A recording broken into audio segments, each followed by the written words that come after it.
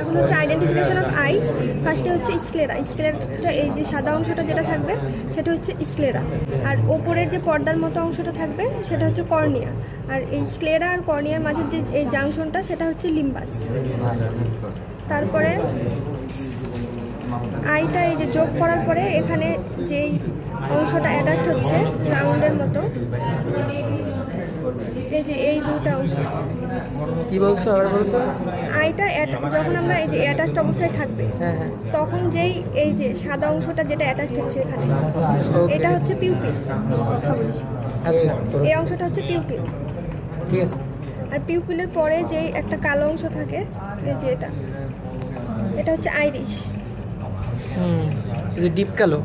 হ্যাঁ, এই যে পিউপিলের পরেই যে কালো অংশটা এটা হচ্ছে আইরিশ। আর তারপরে যে খাঁজ কাটা যে চুলের মতো অংশ দেখা যাচ্ছে কিছুটা, এটা হচ্ছে সিলিয়ারি বডি।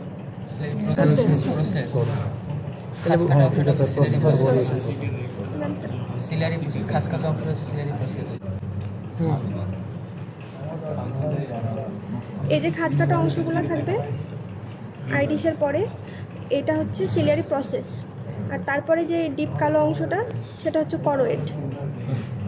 কোনটা ডিপ কালো? এই যে ভেতরের দিকে ডিপ কালো যে অংশটা ওটা হচ্ছে করোয়েড। আর এটার উপরে একটা মানে ব্রাউন কালার পর্দা থাকবে, ওইটা হচ্ছে রেটিনা, কিন্তু এখানে তো দেখা যাচ্ছে না। আর আরেকটাতে দেখাচ্ছিল সিলিয়ারি বডিতে দেখাচ্ছি অপটিক নার্ভ দেখা যাচ্ছে। এই যে এটা দেখা, এটা ভালো বোঝা যাচ্ছে রড লাইক।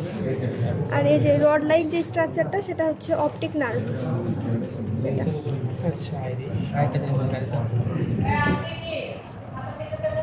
তো এখানে যদি এই জায়গায় এইভাবে যদি দেওয়া থাকে, ঠিক আছে, স্ক্লেরা এখানে যদি একটা আইডেন্টিফিকেশন পয়েন্ট যদি এভাবে দেওয়া থাকে, তা যদি এই যে স্ক্লেরা এবং কর্নিয়ার মাঝে, তখন আমাদের লিখতে হবে লিম্বাস। আর আইডেন্টিফিকেশন অফ ইয়ারের ক্ষেত্রে যদি এই ভেতরের দিকে দেওয়া থাকে, এই যে ভেতরের দিকে দেওয়া থাকে লিখতে হবে অরিকুলার পিনা অফ ইয়ার।